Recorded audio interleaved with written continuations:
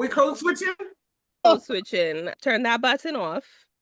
So, welcome again to Leather's BIPOC, and Izuli is the brain of this operation. They felt that the community needed to see that Leather is part of our community as much as we're part of their community. Sometimes we're just not shown for a myriad of reasons, and we'll go into that. I am going to go over the community agreements and again say thank you to Queen Cougar for joining us. This discussion will be recorded for archival and educational purposes, so please take a moment if you haven't done so already to either turn off your cameras, put on your kink name, whatever name you feel comfortable with on the recording. The audio will be homed on the BLX website, and the portion of the interview with Queen Cougar will be recorded. Respect everyone's pronouns, isms, and phobias will not be allowed in this space. I will kick you out before you can finish your word. So there's no warning, there's no pass. If you need to remain off camera, please do so. No screenshotting the chat because you can't really get consent. Mute all your microphones unless we tell you it's time to come off. Utilize the raise hands option. Once we get to the discussion portion, no arguing or using the chat for harm. Our chat moderator will send you out of the room. We will be using the stack method and we'll go over that a little later. Listen to understand and not to respond. Take the time to process what you've heard and don't expect complete agreement and definitive answers. This is a discussion, not a debate or a lesson.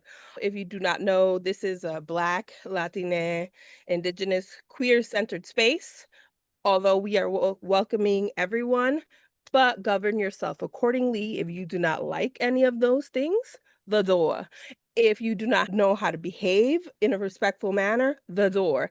Other than that, we'll have a really, really good time. As you know, the vibe is high. Welcome. Leather is evolutionary. The original leather flag came out in 1989, and we have different iterations representing all the different things. So we chose to show this so that we can emphasize that leather is not stagnant, but constantly evolving, just like humans are. I was fortunate enough to be present when Master Retrobrella debuted the physical Latina flag at SPLF this year, and it was a beautiful moment. We're resilient, we're here, and we're ever evolving. I hope some of y'all looked at the BIPOC is Leather resource that we put together. Can we get like a hand raised to see who actually looked through? Just give us an emotion or something that you read it. I see some. Okay, Auntie, I appreciate you. All right, thank you. All right, Laura, thank you. Lena, all right. Out, folks, because this is definitely going to be a conversation. We're going to start it up and then y'all going to finish us strong. If you looked at the conversation that Mama Vi and Mufasa Ali had in 2015, they have this conversation in the Leather Archive, and they talk about the responsibility to collect history is not the archive, it's not the library. It is ours as Leather people. It is ours to give that leather and for them to preserve it. In 2015, she's talking about the digital revolution and what happens if the government just hits a button and leather disappears. Does that mean that we even exist? I often see on social media that people's pages are being taken down and we don't have a backup. We see that tea is being taken off websites and you're trying to erase the tea, especially for Pride Month. We stand with our trans siblings. And she says that when she looks into the crowd, she goes through this whole history of how she was the one and then one became two. And then she talks about being able to see six other people of color throughout all of these years. So when she looks into the crowd and sees all of these BIPOC children, she says she has fulfilled her promise to the past. So tonight, this conversation really is us fulfilling that promise to the past. The elders who showed up when they're the only ones in the room. The elders who put their money on the line to make sure that we had dungeon spaces, to make sure that we had leather bars that a lot of us frequent macro summer, that we out here in the summer for. And that we as leather folks, that we are the guardians of the next generation, that we have to tell our history, that we have to tell our stories so we never can go back. Right? As we see the book banning, she says in this conversation in 2015, she talks about you could burn the book, but it is the writer who is dangerous. It is the mind that is dangerous, right? To share that information. And when we share information together, we have that collective wisdom. So tonight, I want you to think about what is our purpose of fulfilling this promise to the past? What do we want to do with history? Because oftentimes I say history is not repeating itself, it's maintaining itself. And what do we see when we think about, if any of y'all went to the CLAGS conversation in New York at CUNY Graduate Center, there was this conversation of like, what can we learn from the AIDS epidemic? Like, what can we learn from the advocacy that leather folks were doing, right? How they were showing up. Queen Cougar talks about this in her Unsung Heroes, where she said, it didn't matter that the government was allowing folks to die or that people turned their backs on folks who had HIV, right? It was the leather folks who showed up and said, we have no choice. It's just logical, whether you think you're political or not, to show up for somebody because we're humans. What can we learn when we think about history? If you ever read the work of Tree Lowe, he talks about that history is not neutral, that history is produced. So when we're looking at our history, we often see that we're missing from it. Who gets to tell the story? Who gets in the picture? Who has the power and control to produce that story? And some of us weren't able to even show ourselves, right, for self-preservation, because you can lose your job, right, which Queen Cougar talks about too. But what could we learn from the AIDS epidemic? How can we bring that knowledge into today? A beautiful example is Grandma Judy. If any of y'all had the privilege of meeting her, she turns 80 this year. She talks about being a drug pusher. She's like, I was a drug dealer, y'all. A lot of us title holders were. We were taking drugs from the West Coast for HIV and giving people medication when they could not get it. So she says herself, what could we learn from them when we think about our trans siblings now, right? The attack on our trans siblings. What can we learn from that? Maybe we can be pushing HRT. Maybe we can be thinking of different ways to make sure that we show up for folks, right? Just because we're humans, right? How do we think about fulfilling our promise to the past? Raven's like, you know why L is the first in LGBT, right? The leather dykes that showed up and gave blood, the leather dykes that went into the homes and fed people who had AIDS, right? Who had HIV, right? Who didn't matter that the government was turning their back. And we see that, like last week, shout out to the Pearls, if there's any Pearls in the room, right? We had a bar night and we fundraised. And guess what? We learned that from studying our leather elders, right? When they had title holders in the bar fundraising, right? When they had jars on the bar to put your pennies, just to put your nickels in when you got a drink, that fundraised to make sure that people could eat, right? That their bills were paid, right? That there was other people who made sure that they cleaned out the closets to make sure that your family didn't know about what you were doing. We took that. You don't have to reinvent the wheel. We took that and made sure that we could fundraise for trans women in New York. We learned that from the past. And when we think about Pride that's coming up this month, I love Queen Cougar's conversation that talks about within our own queer community, respectability politics, that there is this proximity that where we see in other systems, this proximity to straightness, right? That queer folks have in their community of respectability politics, that y'all are freaks, and the erasure of what leather folks did for AIDS, right? When we think about 1982, the AIDS Emergency Fund was built by leathermen, right, who are volunteering, raising money so people could get their rent paid, so people could eat, right, just because they were human beings. And we see now, as we come into Pride, this rainbow washing of capitalism, but this respectability of, does kink and leather belong at Pride? And I saw an elder talk last week about 1994 in New York that I didn't even know about this alternate march that they had. In 1994, they said drag queens and leather people were not allowed at Pride. So we're going to talk a little bit about that. If you ever talk to Sir Raven, they said, you know, I rioted so you can have your parade. How do we start to think about how 1994 is looking like 2025? I invite you to really think about these words, not just that the past is the past, but the reason that they erase history is not because they don't want to show this history of resistance, but also because they erase the strategies that our elders already figured out before that are relevant today. These systems of oppression, just copy and repeat, copy and repeat. I want you to think about that. I appreciate you, Izuli. You gave us a lot to think about. Hold the past in your heart so that we have those tools moving forward.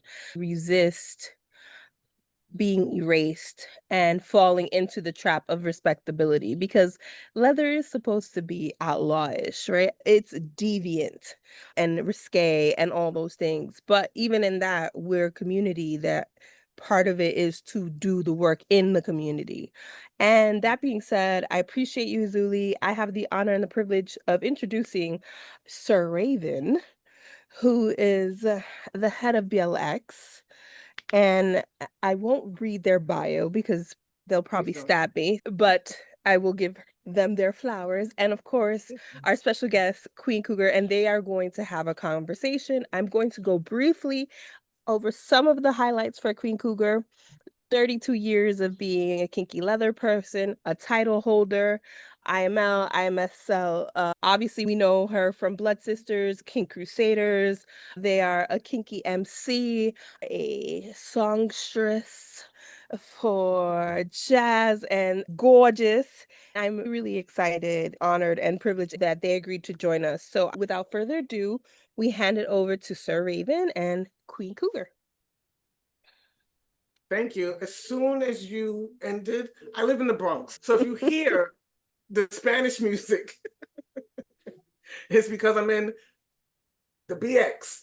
It's Caribbean Pride Month, Puerto Rican Pride Month specifically. I'm not going to have any problems with that because I was born in the Bronx. I'm from the Bronx. Yes, thank you. We are truly blood sisters. Absolutely. Truly blood sisters, right? Absolutely. Just want to say that, and Izuli, of course, your prequel has me full. I was about to say, good night, everybody. Great, thank you. Good night. Oh my God. The prequel was amazing. I mean, I was listening to it all, and I don't get all that emotional about everything, but I was starting to well up because years ago, we wouldn't have thought that we would be hearing all of this today coming from the mouths of women who weren't even alive when we started playing. It's wonderful because it totally validates our life and everything that we have done. It's continuing. It's happening. Yeah, I want to start saying that I hope everybody has their little beverage, whatever that beverage is. If you need a little snacky, I want you to take care of yourself. You have a cigar or whatever it is that you're puffing, that's fine. Please make sure that you are taking care of yourself while you're on this call with us. Let me begin by saying leather is BIPOC. What does that mean? Whose stories are told? Who gets to tell the stories? And how do our stories survive? How do we know leather is BIPOC if we never see it in the pages of magazines, since paper is so easily discarded? Or if you don't have the opportunity or discipline to write a book? But then who would read it? Like many BIPOC communities, at times our histories are oral. And when we die, our stories die. So this evening, we are not only telling our own stories, we're going to record our own stories. We sit at the feet of our elders. We sit at the feet of those that came before us. As Izuli said, we're going to get to that whole pride thing because I have so many issues. I know marching and rioting for pride was not for me, but for those that came after me. Just like those who marched on a bridge in Selma did that for me. So with that, Queen, hi Queen. We're gonna have 30 minutes to talk. I'm gonna ask some questions and we're just gonna have a conversation. Anyway, we're gonna have like 30 minutes to talk, but let's just have a conversation. I do have notes because sometimes I like to talk and, you know, get inspired and those kinds of things.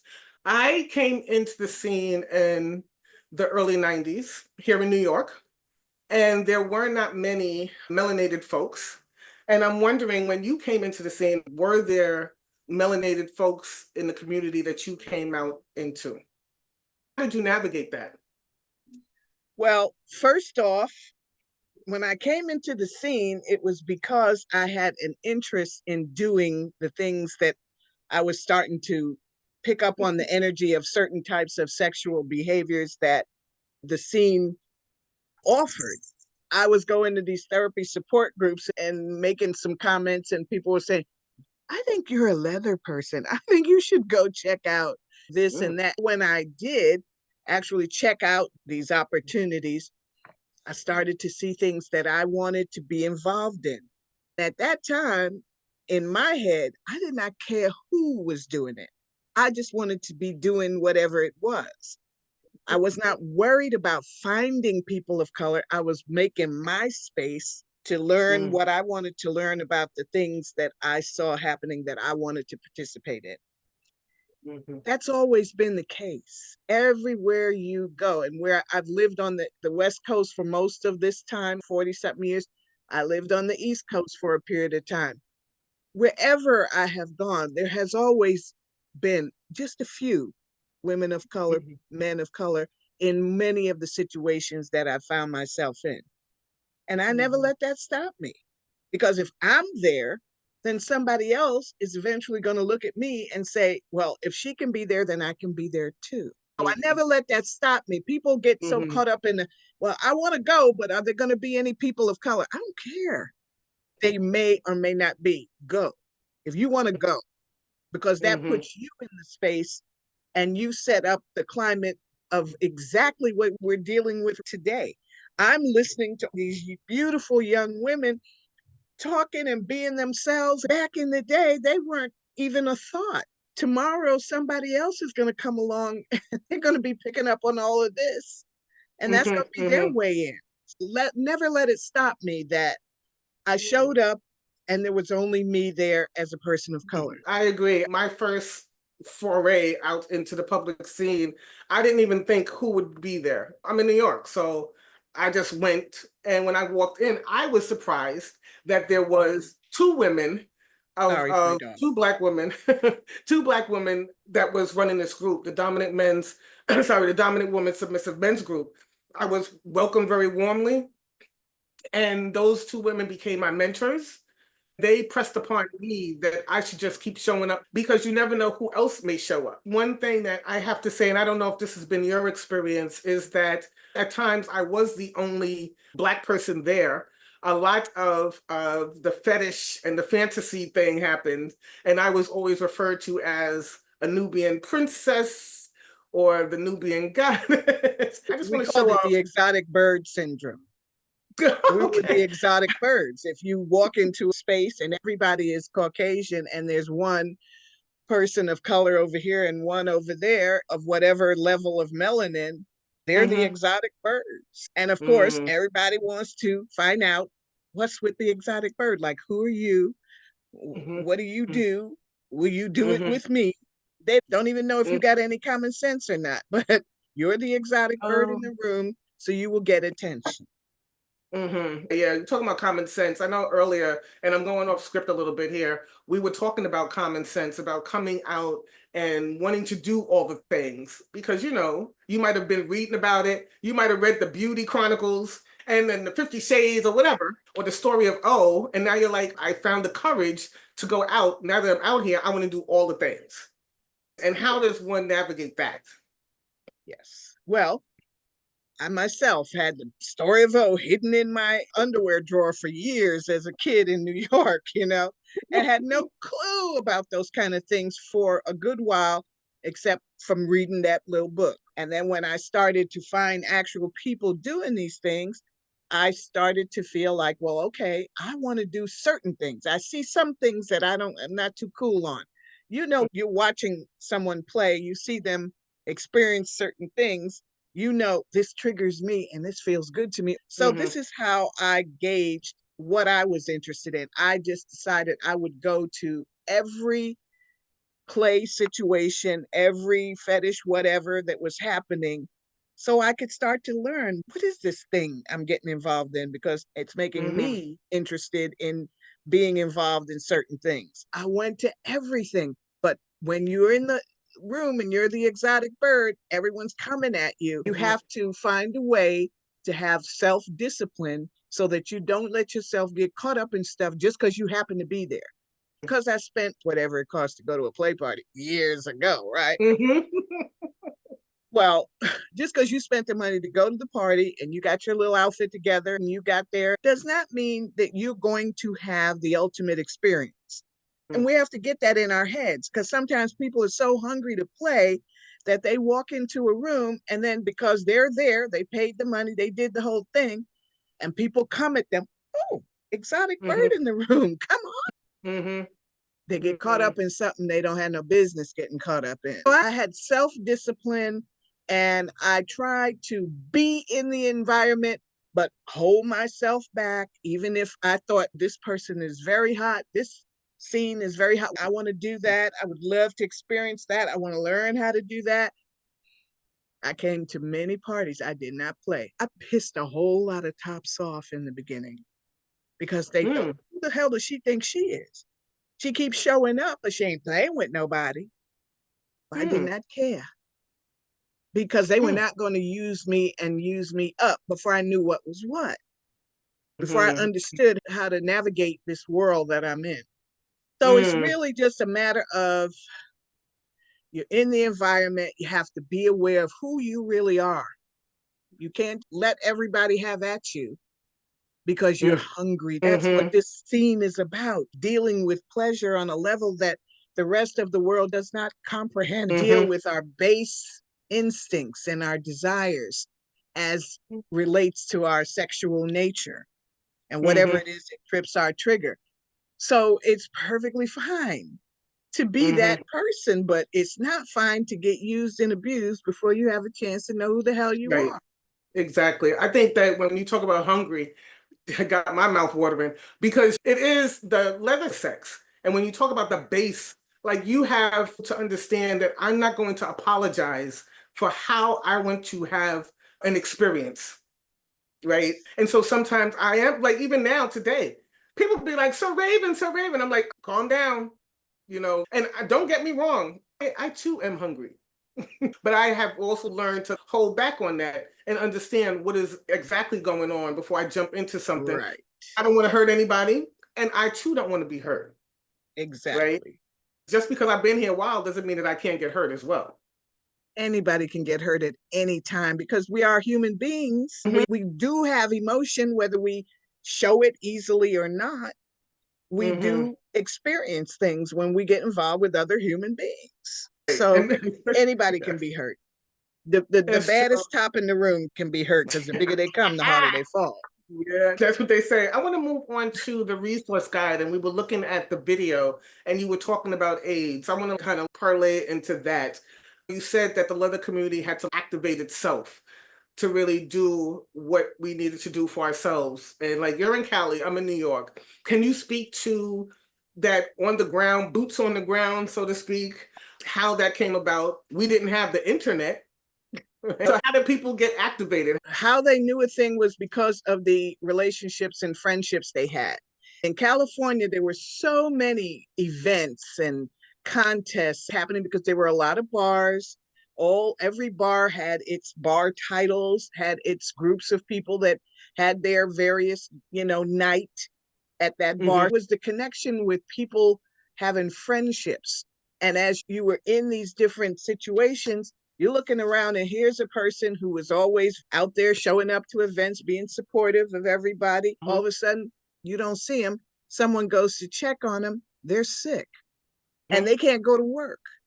If they don't go to work, they can't pay their bills. And if you have a connection, a relationship, a friendship with people, or you care about them, you might offer some help, some assistance on whatever level you can. And so it slowly began to be, well, somebody has to go over there and do some cooking for this person because they can't cook and they can't go to the supermarket. And someone has to help navigate them getting some medication. Back in the day, they weren't talking about medication. They weren't talking about us surviving. They were hoping that we would all get it and die. So there was no push to help with all that. If we didn't start doing that on a grassroots level, it would never have happened. That's the way I see it. We had personal connections with people and we started to see them having a need, getting sick, having a need and needing someone. And who were the someones? Well, some of their playmates were not showing up for them because they didn't want to admit there was a crisis. It's hard for people to believe. It's like, just like when COVID happened, how could people believe in such a thing?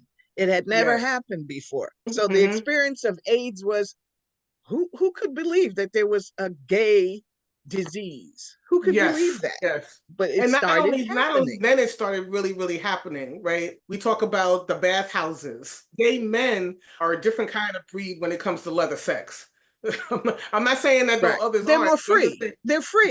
They're free. different kind of breed. Yes. And exactly. so when and believe me, that's a whole nother animal, because there was a lot of that going on back out here.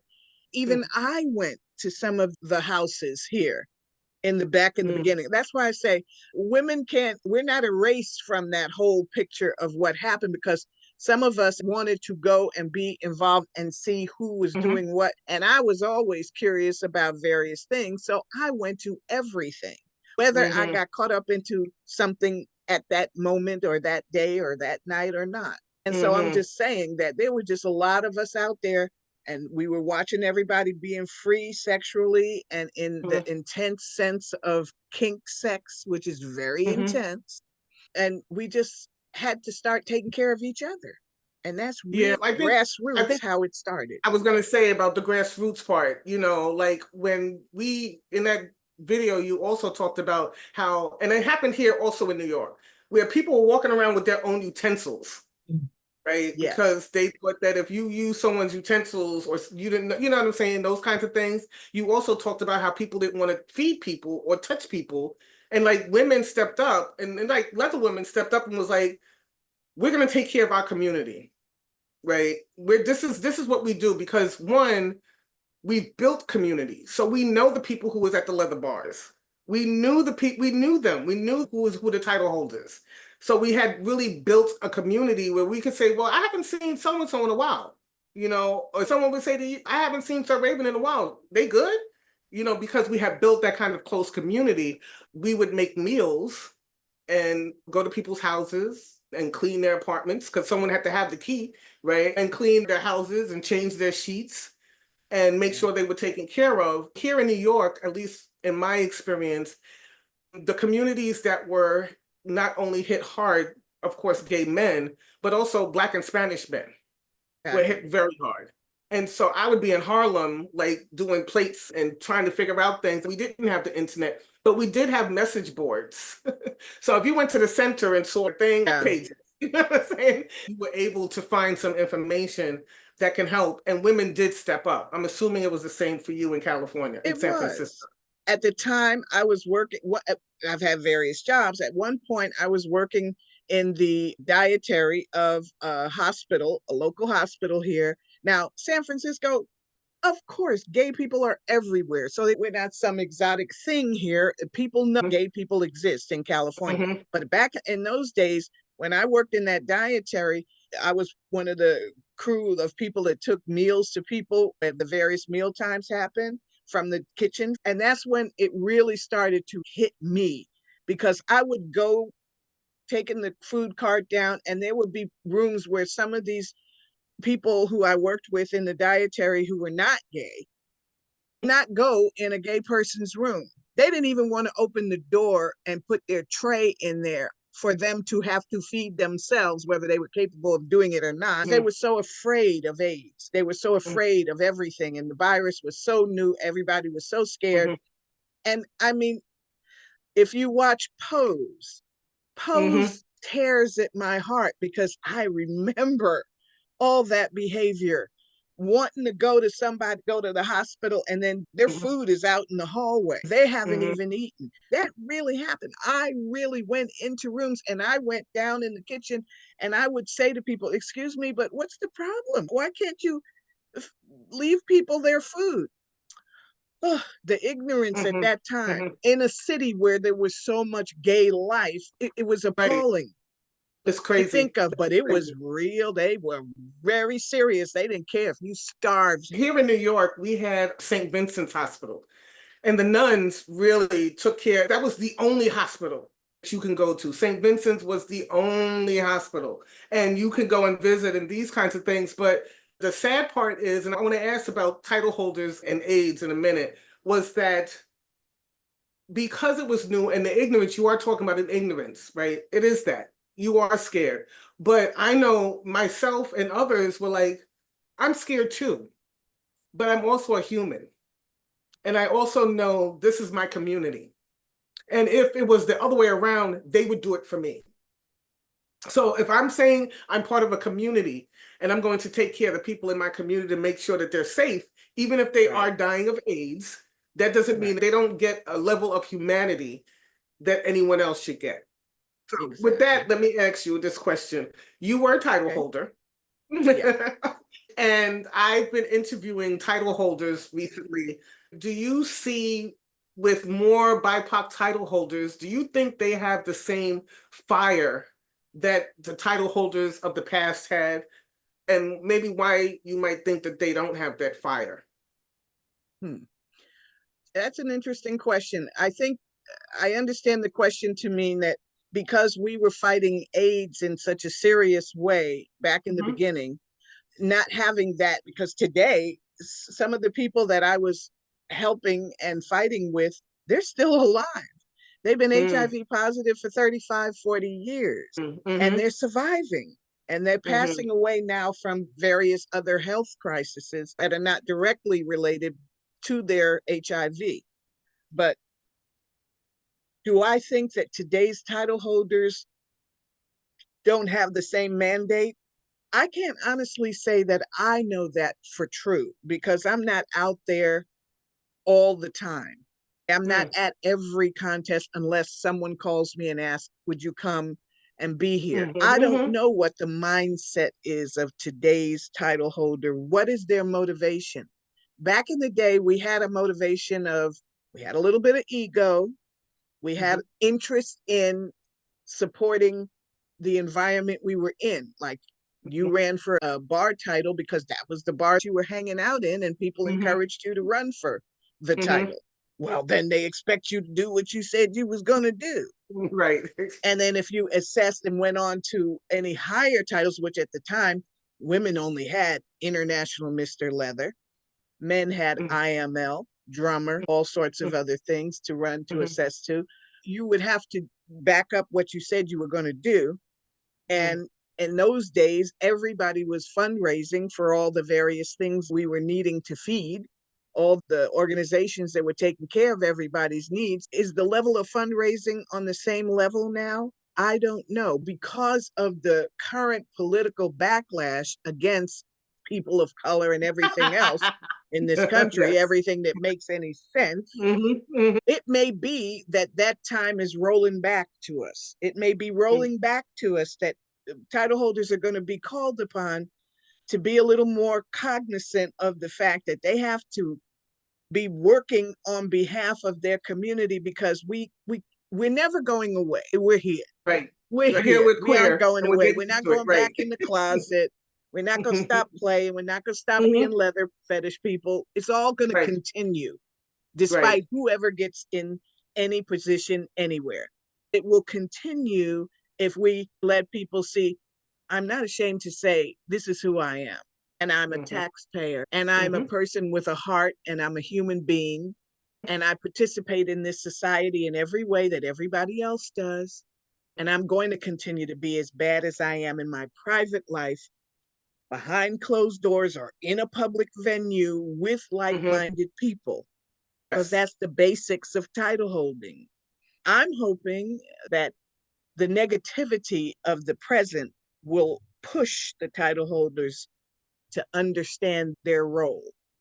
You know, because we still have HIV. It is not a cured disease, but the truth is, most people are not passing away directly from HIV these days. They're passing away from other health-related conditions based on and on age. And you know, I mean, it's amazing. Yeah, this is true. I think we have maybe 10 more minutes, but I wanted to point out some things, and maybe you have some thoughts on it as well. One thing that frightens me a little bit is that the community now coming out into leather, the BIPOC community, like Black and brown folks, the floodgates are open. I'm happy to see it. Some things we talked about before about safety. And so when we talk about being in the scene, my father did not name me Sir Raven. Your people probably named you Queen because you know. No, I named myself Queen. But I eventually earned the title. I want to talk about safety and who gets to tell the story. A lot of people that I see now sometimes don't use scene names. And the purpose for scene names, at least as I know it, and at least for myself, because I am Black in America, is that it was for safety. So I needed to keep my job. I needed to protect my family in those kinds of ways. A lot of that may be going by the wayside, which I think is very interesting, but it could backfire because everything is online. When you go for that job interview, I mean, I've hired people, and the first thing I do is, I go right to the, and everything comes up. But I'm a different kind of person. I can see your TikTok and you twerking, but understand that we had this conversation and you're qualified for the job, and that ain't got nothing to do with anything. But not everybody is like that. What words of wisdom would you give the younger generation when it comes to putting it all out there? Well, see, then it really depends on what kind of things you actually engage in. There are some behaviors that we engage in the playroom that need to stay in the playroom. We need to not be photographed. We need to not be videotaped. And those are the things that will eventually leak into your regular life. If people are unscrupulous and break the rules that are usually established in places where we play. Now, if you play in private, that's up to you. Right. There's something to be said about the safety of things. You have to realize what you are doing in your life. If you're a doctor or a lawyer, you have to govern yourself by the rules of the life you are setting up for yourself. There's only so much you're going to do. Right. You may be 28 now and dropping it like it's hot, right? But when you're 35, you're like, okay, I got my master's degree. I want to go get this job. And, people are looking at you and judging you. Some people get judged harsher than others for doing the same thing. We will always be judged harsher than others. Because we and are therefore, political. Those that triumph have greater strength than those that judged them. Oh, okay, Queen. All right. And with that, I want to end by quoting a few quotes for people to think about. It is June, and every June we have this conversation about should leather be at Pride. Pride started as a riot. It did not start as a parade. It was a riot. It was saying, we will be seen. We're going to disrupt the status quo, and we're going to fight for what we really need to be whole. So it's not the best thing I can use is Coachella started because some band was like, Ticketmaster is charging too much money. And they decided they were going to throw a concert, ask some friends to join and sold tickets. They didn't make a lot of money. But now Coachella is like $1,000 to go to, right? The same as Pride. Pride has become a parade. And in that parade, there's always this leather doesn't belong there. What about the children? It should be family friendly. And we usually was talking about that respectability kind of a thing. Ain't nobody got time for that. Not when rights are being stripped away. Ain't nobody got time to be respectable, right? We need to have a riot. We all should be walking around with a goddamn brick. I'm getting hot. So I want to put that out there. I also want to put out the fact that ACT UP, the AIDS Coalition to Unleash Power, was a real thing because you talked about Pose. And some of the things that happened in Pose happened in real life, right? So I was in New York when they did that thing in the church. It was called Stop the Church at St. Patrick's Cathedral. A lot of the pictures that you may see in the newspaper everybody was very white. Unlike in Pose, where there was the Black people in the church, right? Kudos, okay. But when we talk about archival work, you mostly see white people and mostly white men. Those people get to tell the story. I'm not saying there weren't Black people there because there were. I'm not saying that there weren't Spanish people there or that there weren't women, there were. But the people who were out front, they got the light, they got the photographs, they got the interviews, were the white people. And those people tell the story, not the white people, because your privilege as being white is that you never have to think about being white. I just quoted James Baldwin. But what I'm saying is the person who is taking the article, the person who's editing the newspaper is pushing a certain narrative. So that's what they did. So I don't want anyone on this call to think that we were not there. We were. I'm sure it's the same as in San Francisco. There might be articles where you might not see, people of color or Black people or Spanish people, in those communities fighting the good fight, just like here in New York. I'm sure that was the case as well. So we just have to show up. That's what I say to people when they say, well, what has been said to me before is everybody can't be a queen cougar. No, you can. Nobody can be a queen cougar, but one person is going to be Sir Raven. Be yourself and show up with yourself just as you are to any situation that you know you deserve to be in. Because once we are there, we're in it. Okay. We can't be denied once we're in it, but we have to make ourselves be in it. Show up and show out, be who you are. As far as I'm concerned, we do belong in every Pride celebration. Personally, I think there's some things for some people. To walk in Pride, I don't have to show all of my personal bit. Everybody doesn't need access to what I have. To be in Pride, we do not have to do a whole scene all the way down the parade route for everybody to appreciate that this is something you might want to get involved in. So I have my headspace around what people want to do in Pride as a leather contingent. I've been the Grand Marshal for the leather contingent here in a year. Rode down the whole parade route. They rode me in a horse-drawn carriage. Nice. You know, Love the ponies. that's what we do here. We have certain elements in the parade that want to do very radical sexual things. I don't personally agree with that, because I am saying to middle America and to everybody else, I want you to come to Pride and support my right to be who I am.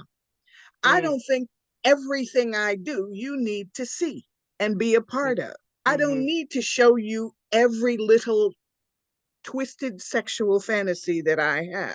That's for the people that I share that with. It's not to parade down the parade route and show you so that I can draw you in. I'm not into recruitment in that same way. Some people may feel they are. They think this is how I point out to other kinky people, come join us. But I disagree with it. We can march and be our leather, sexy, beautiful people of color selves. And we can march and show people, maybe with a little single tail here, single tail there, whatever. This is the energy that we have.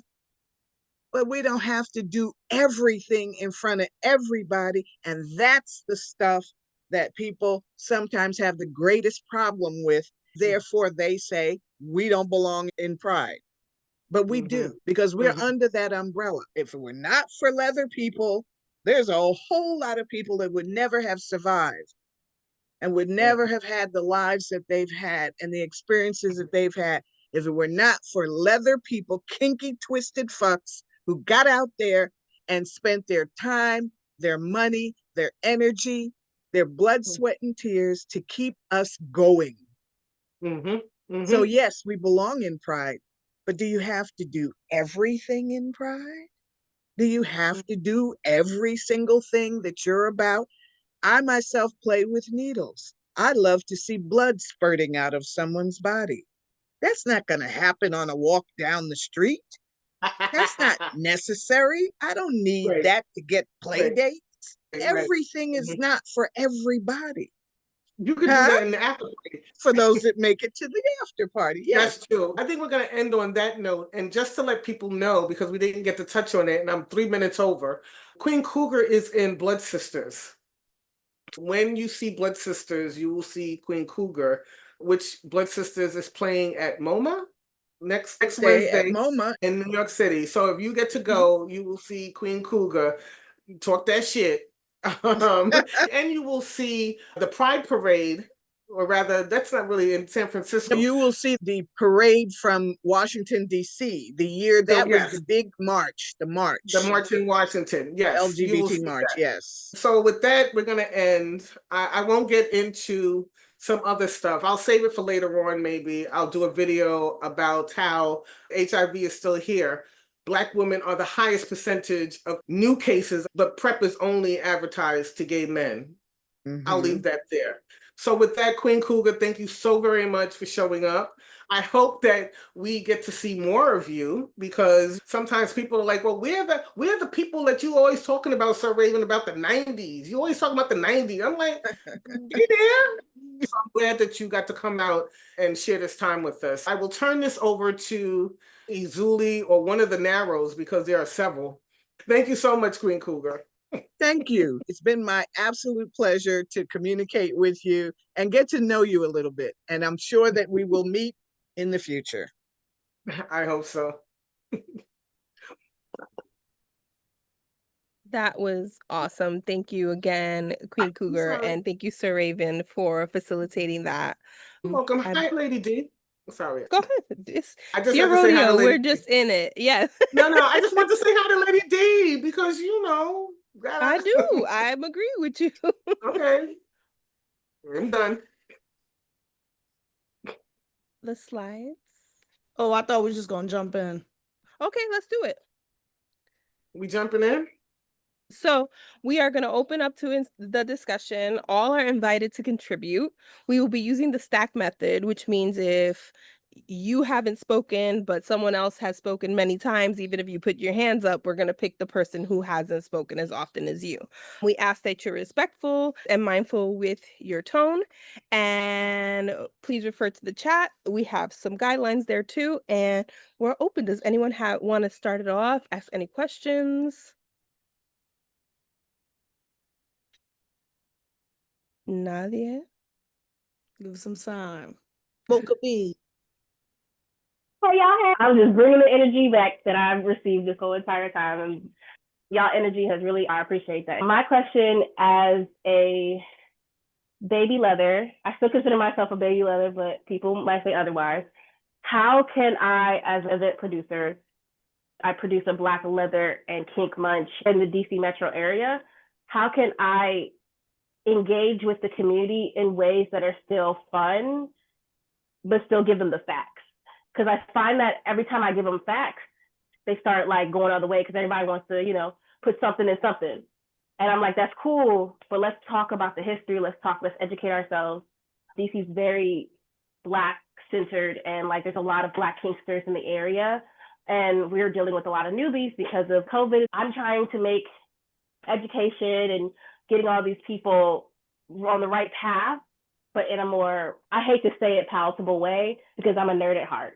And we could open this up to everybody. This is a conversation to everybody specifically. Let's think through that together. And thank you so much, Mocha B, for being honest about the barriers that you have. As an educator too, I have this tension between making something fun and then having to deal with the reality of like some of the things that Sir Raven and Queen Cougar talked about today. Not everything can be packaged into entertainment. Like I know that we are on social media and our attention spans are literally like 10 seconds. Somebody can say some real shit and it will get no views, and then somebody else will just pop some ass and it'll get all the views. So yeah, we could do that to anybody who wants to talk about, well, what do you do when you're trying to get folks interested in history and maybe there's some tension or maybe folks are not buying into that. So I see that Lady D put their hand up. Go ahead, Lady D.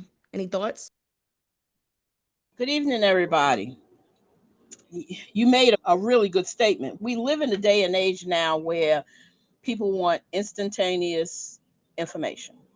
We make profiles, and I know everybody on here know that past the first line, if they read the first line, they ain't reading your profile. I feel like, in answer to your question, the way to get them to participate, to get the history is through participation. Turn it into games. This is going to be the prize if anybody can answer these 3 questions.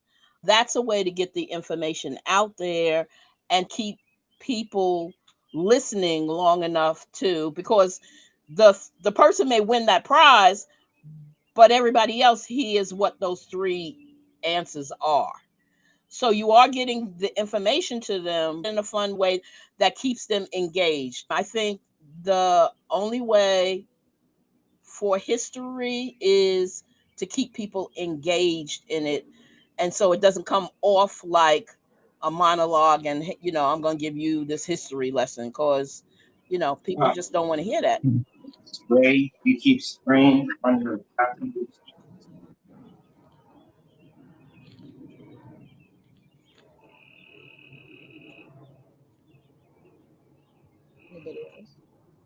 I think when it comes to history, that's why I love talking to Sir Raven and Narrow, because they have that joy, and Vinny and Liv, they have that joy of history.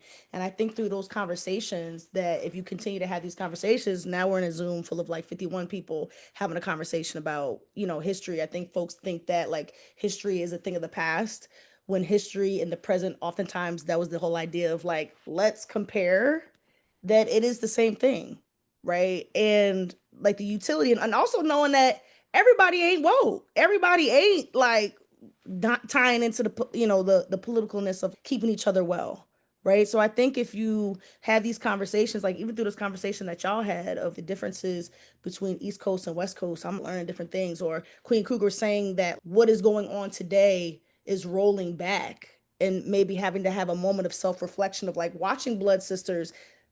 Y'all was doing some freaky deaky shit, but that end of that documentary, when y'all were talking about the service or the idea of the Great March of 1987, and the fact that there was Black folks that looked like me, who was, even though Bill Clinton and nobody was showing up, gave me an understanding of how I need to show up now. Because like Sir Raven said, when I look in Google, it's all white faces. If I didn't see Blood Sisters and saw you talking about that, when I Google it, I just see white people. I don't see Black people. I don't see leather people. I wouldn't even know that it existed. I wouldn't even know that is a part of leather. Like this community service, this integrity to each other, this accountability to each other. I didn't like have folks. At first I was like, oh, I'm kinky because, you know, I want to beat some ass and talk my shit. And it took me about 10 years, little breadcrumbs, to be like, oh shit, this is what they was trying to tell me like 10 years ago. Like there's something bigger than just getting a nut. Sometimes it just means having the conversation, and folks might not get it, right? But as we are in this time trying to figure out what the fuck do we do, and someone goes, let me tell you a story. And maybe not even tell you why they telling the story until you're like, oh shit, that's a good idea.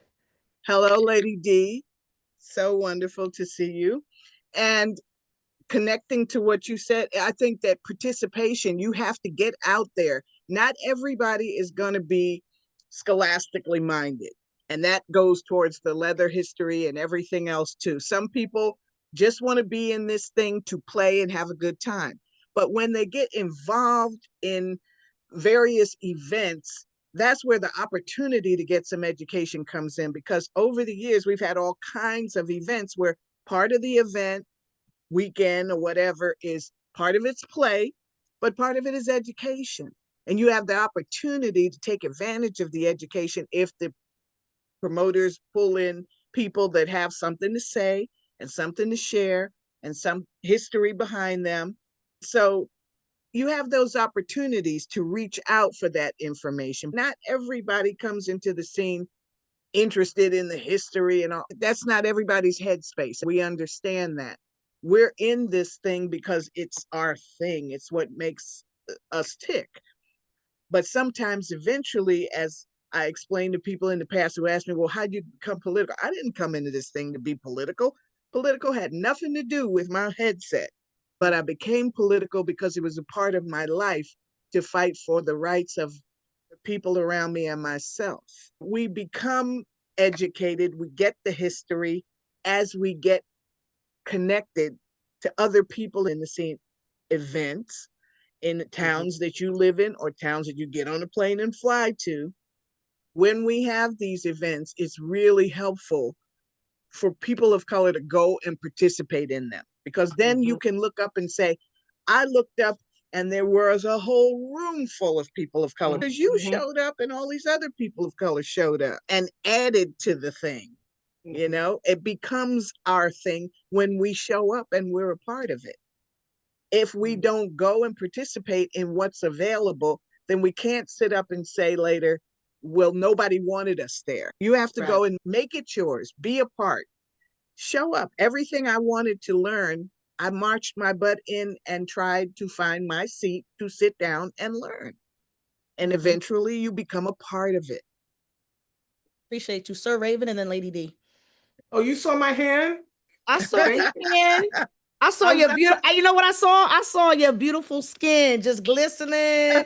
You don't have the curls out, trying to cruise on the history. Anyway, I'm not trying to cruise. I just want to say, Queen Cougar. So this is the thing. We're all piggybacking, and this is, you're absolutely right. Sometimes we have to just be disruptive. Sometimes we have to take up space. And so you're right. There are conferences where there's play, there's a dungeon, and then there are classes, we have education. But then there's this other thing that I found that we started a trend, I guess, at IMSL, where we get all of the intergenerational. So this past IMSL, Molina was like, we want to get the leather old farts together because there was so many younger Black folks there, people of color there. So let's all put us together. We had the opportunity to have, like, Lady D was there, Molina was there, I was there, there was somebody else. So we all got together and had a conversation.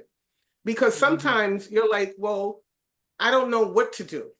But if you come and just listen to a conversation, you may get a spark of something or hear something. So at that conversation we had, I talked about back pages and the glaze of eyes. Everyone was like, what's back pages? Because of that, that doesn't mean that the newer people that are coming into the scene can take that and make it something that works for this generation, the internet generation. I'm glad those people were there to hear, like Lady D or Molina, speak to get some inspiration. And we have to take up space sometimes that way. You can't say, well, I didn't see anybody. No, you saw a lot of people. And we took up space and we had a good time. I yield my time to the good lady from the good lady, Lady D. I yield. I don't know nothing about the good lady, Lady D, but I'll tell you a little bit about Lady D. Well, you know, I came from a time where, I mean, I've said this to y'all 1,000 times. I was a Black woman that ran an all-white organization for umpteen zillion years. I didn't see anybody else that looked like me, which is one of the things that I said to my babies at IMSL. I'm like, y'all are bringing me life because that was not my reality. Yes, I went and I took up space, but it was mostly just me. Sometimes you just got to build the fucking table. Excuse my language, but you just got to build the table. You can't wait, because ultimately, I'm a firm believer that if you build it, they will come. If you have that thought of, I just think that I would love to have a group full of critters, and you build a critter group, I bet you there are going to be people that are going to find that group. The other thing I wanted to piggyback really quickly and say that when you were talking about having these kinds of conversations, it's wonderful. And I think we definitely need to continue doing it. But if you're trying to reach people that really don't know enough to be inquisitive about history, they are not going to be the ones in this room. There's 50 people in this room. I can promise you these 50 people are either our nerdy people that love to know all of the things and want to learn, but the players that I just want to play, they're not logging in here. When I ran PEP, I didn't do educational on one day and play on another. If you came to PEP, you had to sit in on the class. You were forced some level of education. I'm not just letting you in the dungeon and you go to play and you're not learning anything and learning all of the nuances that goes on. So I just wanted to add that. I'm done. And I just wanted to tell everybody, wish me a happy birthday. My birthday was Sunday. I'm still celebrating. Happy birthday. Anybody else have something that they want to pose to the group? Just looking at the chat. Yeah, Autumn, appreciate you. Autumn was like, we got to get these children together. Help them be quiet. It was beautiful to finally meet Lady D. I've been a Pearl for about 6 years. I was like, wow, to finally see you and be out. I want to be out here looking fine like that at IMSL. It was beautiful to see all y'all come together. Sometimes my question, and I don't know if we want to speak to this, is I often hear y'all talk about being the only one in the room and showing up. But now that I can go to IMSL or I can go to a munch and see a whole bunch of people that look like me, now what? Like, how do we move past the conversation of I was the only one? Or how do we move past the conversation of like, I had to go into a white space? I don't got to go into a white space no more. I can go right over here to the BIPOC only space. So now that we've seen a little bit of a change, and again, in some places, because Naro and I went to the House of Horrors down in New Jersey to a group, and we were the only folks of color. So sometimes that is, but for the most part, I don't have to, right? I get to be in a beautiful space. So when we are in spaces where we're not the only one in the room, like, where else can the conversation go? I just want to pose that to the group as we're thinking about how we're growing in our leather or our identity or what we want to see in our community. When we're in a community where we're not the exotic bird syndrome, what next? Where does the conversation go? Is this narrow or is this a fake narrow? Okay, narrow for real. Good evening. Happy birthday, Lady D. I love this question. And I think one of the things that was brought up in the sip and puff or the puff and sip last week was joy. The conversation goes from we're the only one to joy. When I go to cons and I see my people, I'm gravitating to my people, and we are the loudest. We are kikiing. Everybody just gathers. It's usually in the smoke deck. It's usually it's going off there, and everybody's just that camaraderie and that unity that comes with it. That is beautiful. That you can be someone who no one knows, and you come in as yourself, and you're just brought into that group, and that is the joy, that is the resistance, and that's what keeps us. And also, shout out to our elders who did make those spaces, who did say, I'm going no matter what, and carved those spaces so that we're not just the only ones, right? Because as you said, the House of Heart, we don't got to go back there. We can go somewhere else that has more people like us, that is more welcoming, that is better suited for us. And that's because of the elders, the Queen Cougars, the Lady D's, the Sir Ravens, the Mount Vides, etc., because they were the ones who carved that. And I remember one of my first MSCs, it was the last day, and it was MSC's last day is usually a breakfast, something like that. And Mrs. Blue Frost was there. And I said to her, it is because of you that I feel comfortable walking in this space. Right? So I say that showing up and bringing that joy and camaraderie is really what brings it. And if your name is Narrow, please change it. So thank you. I'm going to go It's weird. Momo and then Autumn. Okay, hello. I mainly wanted to speak to a question that was in the chat that was meant to build off of Azuli's question about how we build and sustain connections from past events. Part of what informs this is I recently I'm coming in from Vancouver, Canada, where there's less than 1% of the population is Black people. So there's not a lot of us. I was recently at an event quite small, like 80 people. It's been running for 10 years. I facilitated an intergenerational love and leather conversation. And this was also one of my questions. I specifically was asking around like longevity alongside accountability and repair. But a thing that continued to come up over the conference was, for additional context, the majority of the people who attend this event are like reoccurring people. And a good chunk of them are the people who brought me into the scene, like my auntie, uncles, of the shit. And a lot of them haven't seen each other and haven't been in a setting such as that in a really long time, but are also really close-knit humans. The thing that came up that is closely related to the question that was asked in the chat was really showing up during the hard, non-kinky shit. I know for a fact that I have people across North America that if I needed something, or if someone who I know needed something, I could ask them or put the call out and they would show up. We don't need to see each other at parties. It doesn't need to be an event thing. It's as simple as picking up the phone and calling, sending an Uber Eats or what have you, but also like showing up, I think, when the shit is hard and when it's not sexy. I know that has been the thing for me that has allowed me to have the pockets of community that I do. I'm genuinely invested in y'all's survival, like for real. Like if y'all never did another freaky kinky thing ever, I would still answer the phone call if you called. And I don't think we're necessarily lacking that, but I do think that like the focus a lot of the times is the events and the spaces. And what you were speaking to, Sir Raven, even about like the conversation about at IMSL, I think there's such a desire for like a third space that isn't the parties and isn't necessarily the education, but is a space that is like cheap if not free, that will feed us and allow us to actually just be and be in relation with one another so that we're able to build those relations for when the shit gets hard. Years ago, we used to have house parties and connect. Every blue moon, we would have a picnic in the park. And that's just a day of just being together, socializing with people that you happen to know are kinky when they feel like being kinky. But sometimes we just want to hang out and relax. In those opportunities, you can have a conversation with somebody, that you think is, on some certain level. But then when you're sitting down having a picnic or relaxing at the beach, you get to communicate with them as a human being.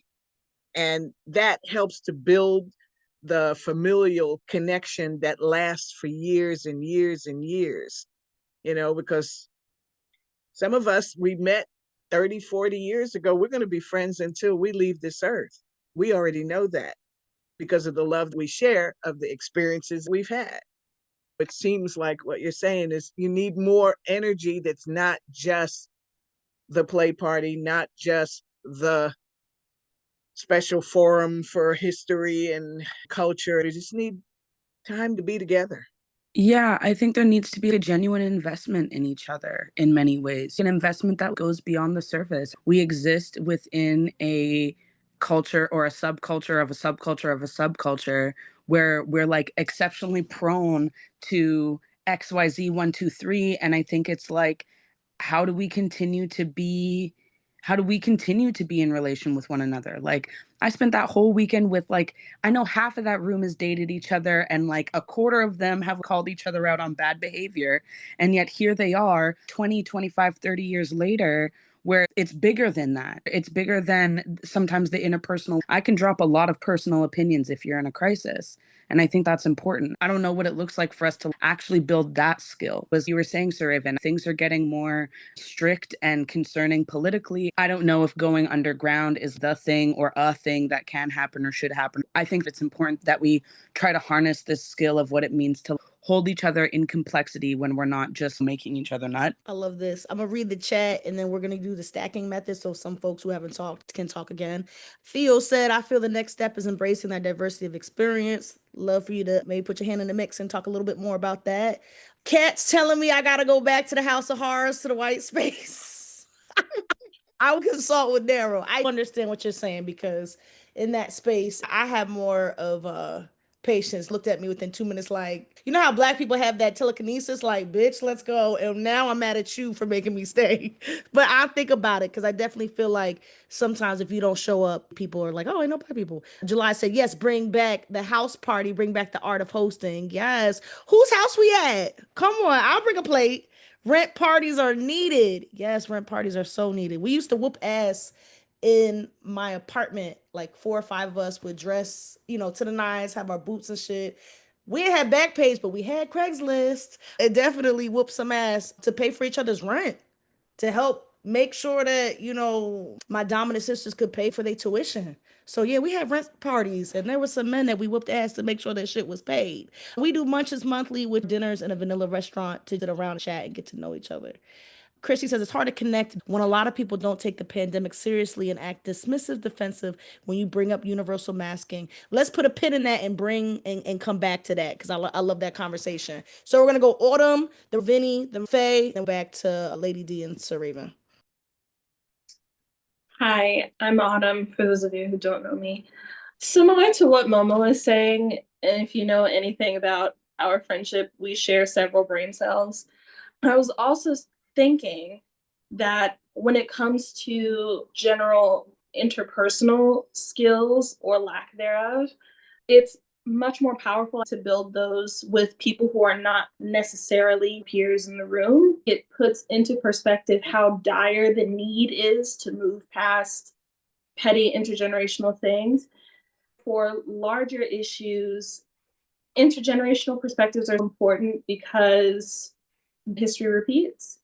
If there's a perspective from people who have been here before, it can help quell a lot of the unrest that we feel. It can be regenerative so that we can figure out what to do in our sphere as 20 somethings, 30 somethings, whatever.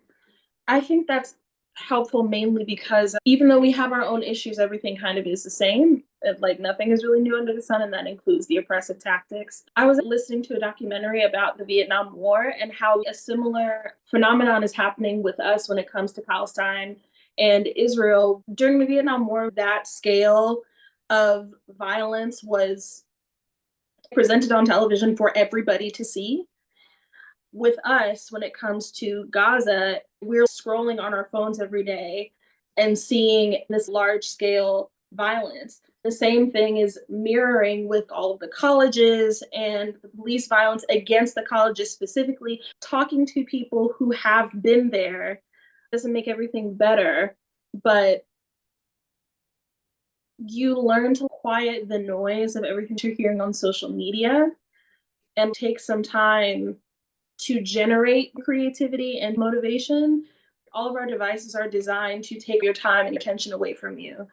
Investing in your actual community in real life and realizing that online is really not real life, like actually internally realizing it, I think rests in figuring out how to fraternize with your elders. Like you have to. I think it's necessary for survival. It made sense. It was good. The gems were dropped. It was received. We shared some brain cell as well. Benny and then Faye. Hey y'all. First off, I just wanted to say thank you to the elders because I actually have family members who are still alive because of what Leather has done and stepping up. I've got family members who did survive the AIDS epidemic, and I've got some that I lost along the way, but I carry them with me every day. So I wanted to start with that. Also, piggybacking on what Momo said, I think it's really important for everyone to show up. My generation, I'm 35. A lot of us have this pressure of waiting for things to be perfect, waiting for things to be Instagram beautiful, aesthetically pleasing. Sometimes you just got to show up where you at. Sometimes it can't be this beautiful wedding party type vibe. We need that too. But we also need the place of just, I'm showing up because I'm ready and I need this. I need you and you need me. It looks like a book club. You know, as they said, the elders said, we are the nerdy people. We do care.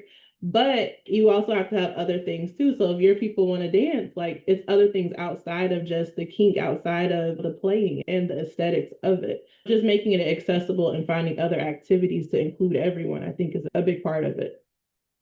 Although you looking gorgeous in your Levi. Okay. Thank you. A lot of us never know that Levi also was a part of leather. So just like I got pins on my leather, Vinny got some pins on her leather. So that's awesome. Faye and then Lady D and then Sir Raven. I think a lot of the answers that we're looking for lie in leftist politics and lie in progressive spaces or the people who were progressives before us. Palestine is not new. Malcolm X talked on it, Angela Davis talked on it. I think even if you're not a reader, using the internet to your advantage to find other leftist thought leaders who can tell you about the history. I don't always have time to read a 300-page book, but I can bust down a 3-hour video essay or go to BreadTube to get this information through COINTELPRO. They strategically took out our leftist leaders.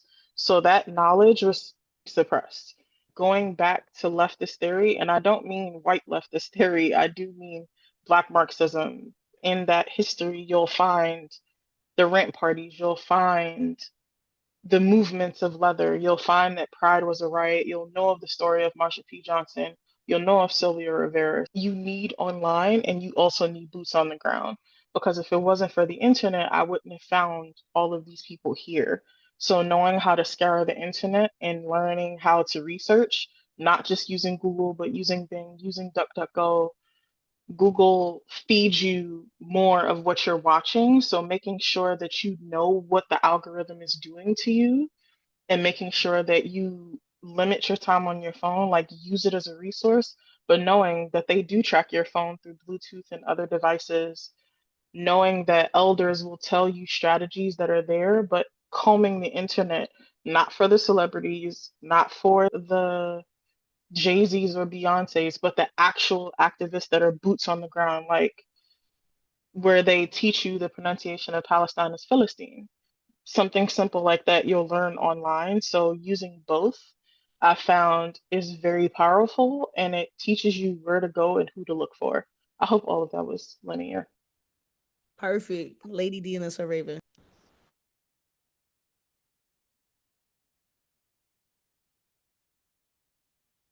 You on mute.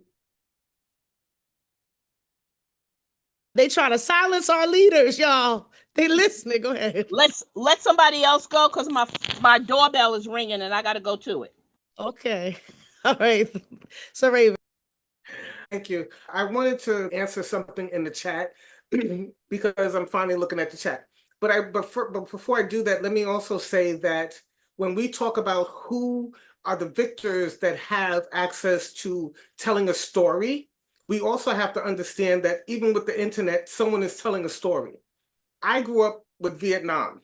I was 12 at a march for Vietnam because we saw it on TV.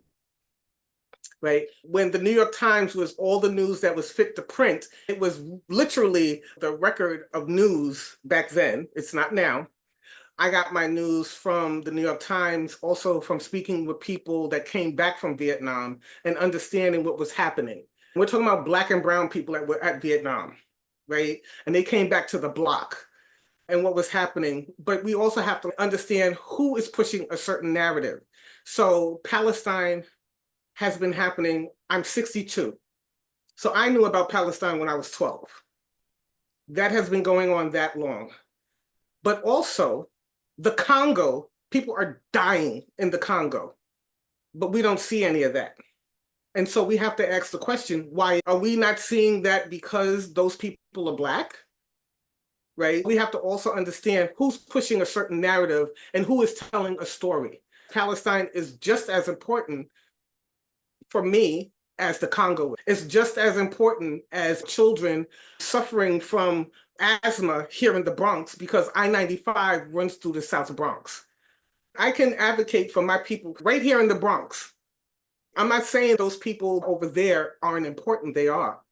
But when we're talking about boots on the ground, we should have boots on the ground right here in our own neighborhoods, right here in our own city, in our own borough. To answer the question in the chat about having people that will hold you accountable and not make you the villain. I have people that I spoke about earlier in our conversation, 2 Black women, Her Majesty the Queen, who has passed, and Lady Sabrina. They met me in 1992. I am still friends with Lady Sabrina 30 years later. Those people hold me accountable and I can hold them accountable, and we could still be friends. We could still be in community with one another, even though they may be saying, girl, that shit you're doing is wrong, right? You know what I'm saying? Like sometimes you have to put your ego to the side and really hear, because I trust that those people are really telling me what I need to hear. If you are judging me in a way that is making me feel bad and not uplifting me and trying to make me understand a certain way or change my thinking or giving me a different way to think, then I don't need to be dealing with those people, right? Because for me, that's energy I'm giving to people that don't have good faith with me, that aren't in community with me. I don't believe those people are in community with me. So I tend to keep my circle rather small. And even though I have people in my life that I've had for 30 years, because I've been in community with them and because I could be my true self, I don't have to wear a mask. And not to say that what they're saying to me sometimes or what I may be saying to them sometimes isn't hurting my feelings, because it is, but I understand where it's coming from. And if you were coming to tell me something to make me better, why wouldn't I listen? Why wouldn't I take that into consideration? So we talked about going to Emsel and taking up space real quick. I think it might have been the last day at Emsel. I stayed until Monday. We were in the courtyard and there was a really hot bootblacking scene that was happening. Most of the people in that section were Black. And it was really nice because not only did we have some really great some really great meatballs, and you could feel that we were all like a family. And I don't use family lightly, but those people that were surrounding us and putting energy into that was a beautiful thing. We were all Black, able to be ourselves and be free in a way that we might not really be in mixed company. Not to say that mixed company is bad, but sometimes you just want to be with your own people. For me, that was joyful. And I hadn't seen that in so very long.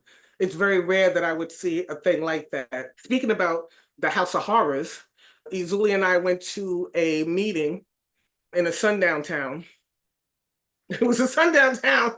We went to a meeting and walked into a space that was all white. And I walked in like, yeah, I'm here, right? Where Izuli was kind of reserved. But I had more experience in walking into white spaces where Izuli didn't have that experience. So they were a little, and I was like, come on. And you know what I'm saying? I think there's that duality of trying to figure out how we walk into spaces where we're the only one and you walk in confidence. But I was taught that by people that were there before me, how to walk into that space. Hopefully, Izuli is able to learn that example from me walking into other spaces.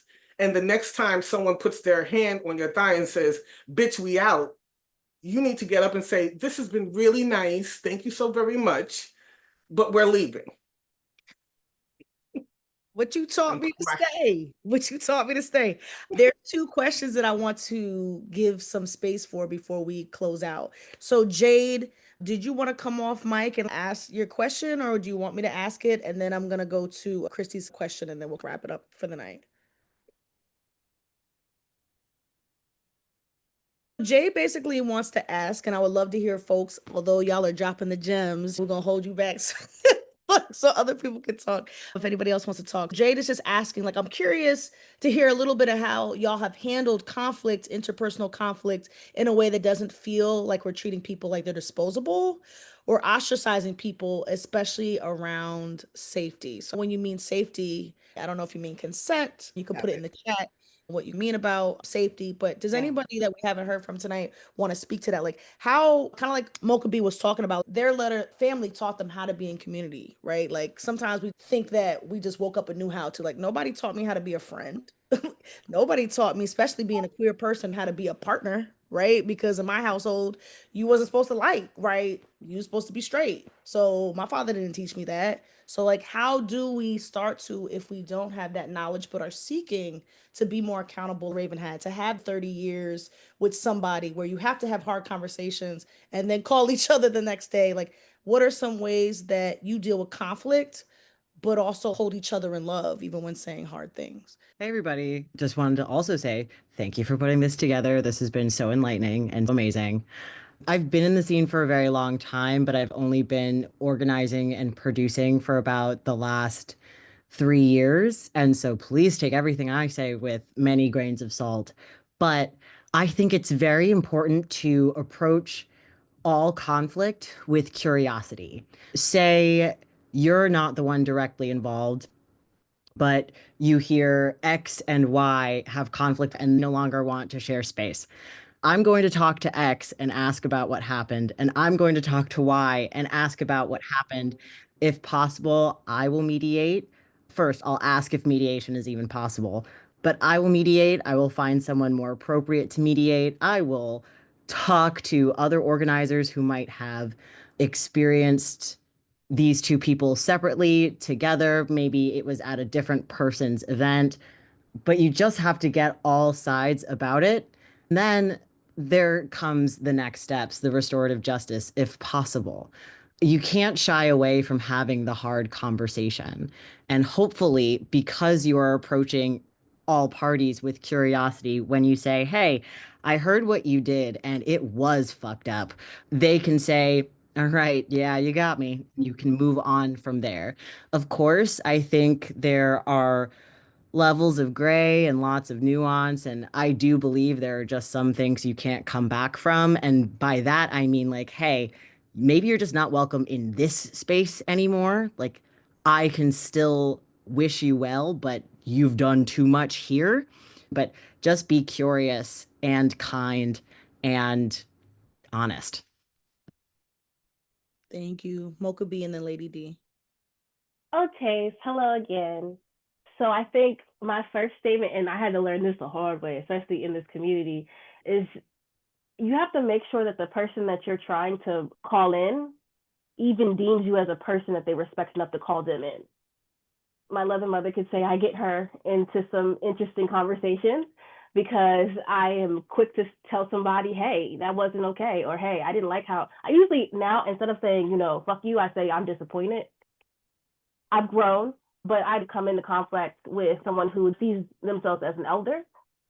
They're like, how dare you even think of checking me? So I think that first you gotta how to read the room to see if you're even in a relationship, or as a producer, there is a little bit of a power dynamic. You want access to my space, so you have to hear what I have to say. You have to make sure that the people you're trying to uphold are able to even see you that way, because a lot of people who just don't do that. And the second is approach it with love. A lot of us, especially, I can only speak for my family, a lot of trauma comes in that. A lot of people were taught to people please. They were taught to allow things to happen because they're just family. I don't care what you do to me, you're still my family. And that's why me and my other family, we always say we have to teach people how to be in community with each other, because we have to reteach people how to, come to each other with anger, with betrayal, with disappointment, and it not in a total conflict. And so I always say approach it with love, not in like a fawning way, not telling them they're amazing and stuff like that, but coming in at a way of like, I know I didn't personally have this as a youth growing up. How can I give you that love and encouragement that this conflict is not to outcast you? I'm not casting you away. I'm bringing you in because I love you. I tell people all the time, if I don't like you, I don't talk to you. So me even coming to you and talking to you and showing you and me how much I care for you. And so I always start with that when coming to conflict with people, because it's important. Okay, goodbye. Go, lady. Now let Teddy go first, then I'll go. Okay, go ahead.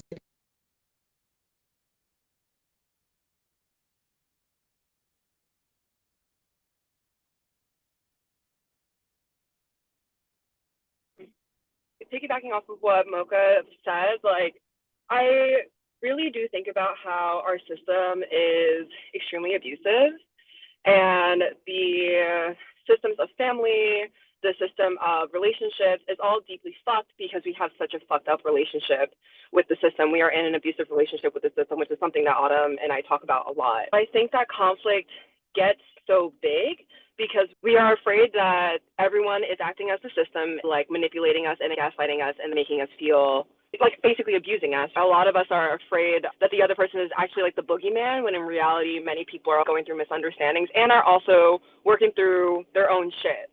We can't underestimate what it means to be Black, what it means to be trans, what it means to be queer, and what that does to our psyche in terms of like how the system oppresses us. So I think that a lot of us are traumatized and a lot of us have fucked up relationships with conflict.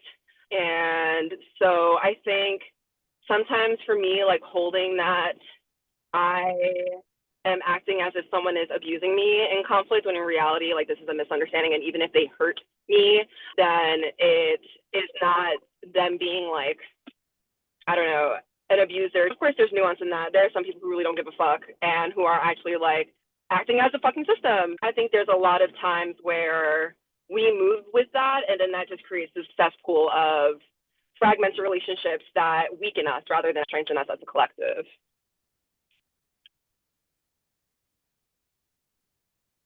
Recently, I had to take some self-evaluation steps and learn about the difference between setting boundaries, making requests, and making demands.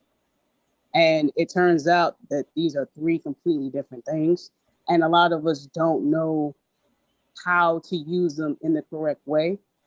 If you are setting a boundary, there's no way a person can actually like interrupt or upset your boundaries, because your boundaries is for you. So for example, let's say like you have a family member that talks really loud, and you're a type of person who, if you have people talking loud around you or talking over you, you can't handle that. So as a boundary, you say, hey, if this continues, I'm just going to get up and I'm going to walk away from the table. That's how you set your boundary. No one can stop you from doing that. But now if you say, I want you to stop, I want you to try your hardest not to do that, that is a request. They can do it or they cannot do it. But you've made your request. If you make a demand, this is something that you absolutely stand on. And it's that way or the highway, and we will not back down from it. I think we have to let our people that we know the differences in these three things when we make them, and we have to stand on them within ourselves, because your boundaries are for you and you have to make them clear every time someone crosses it. Make your way however you make it, you know what I'm saying, so that you're not in a situation where you feel like you're drowning and being unheard and someone is doing something to you that you dislike, but you have to continue to deal with it. A lot of us have family members that don't listen to us when we speak. I've stated a million times that this bothers me or this hurts me, and there is no change. When we learn to correctly communicate, that tends to help us in the situation, not them, but it helps us as a people. So I just kind of wanted to throw that out there. I appreciate you. We're gonna close out with Lady D and then do a couple announcements, because I know I want to honor everybody's time. Chrissy, definitely dope if you stay behind. If anybody interested, I would love to have a conversation, but we gotta honor folks. Lady D, last conversation. All right, I'm gonna make this really quick. I think it's important how you approach that. I heard a couple of times when people were talking about conflict resolution and they were talking about going to somebody and saying, I think that what you did was really fucked up. Well, first of all, that's going to immediately throw me on the defensive. Rather than that, it would be more beneficial to come to me and say, I saw you do XYZ, or I heard you do XYZ, and this is the way it appeared to me. Can you explain to me why you did that? Maybe the way I understood it is not the way you meant it. That opens up for us to have a conversation, regardless of who, because a lot of times, everybody sees, oh my God, this is Lady D. I can't tell her she's wrong. Yes, you can, because I mess up just like everybody else. But it's the way that you approach someone. So when you're talking about conflict resolution, it's really important to learn and have those tools to be able to come across where you're not telling the person, oh, what you did was messed up, that was wrong, don't do that, but give them the opportunity to explain why they did what they did, and then to explain to them, well, this is the way it appeared to me. Because now I'm thinking, wow, maybe that was kind of messed up, because I didn't think that, a lot of what goes on and the conflicts is misinterpretation. But then instead of us doing that one-on-one thing, I'm going to come and say, we need to have a conversation. First of all, if it's just me and you, we probably can iron that out. If we take that shit to social media, now 100 other folks is involved. It probably ain't gonna never get resolved, because now, you know what I'm saying? Everybody done threw all of their stuff into the game. So that is really, really important. Lastly, really, really quickly, we now are in a day and age where we can do so many activities that's outside of kink. I did one lunch with Lady D, and I had people of different cultures come and fix a dish and then talk about that dish, show us the dish. We did this online. Show your dish, talk about your dish. We have cultural differences.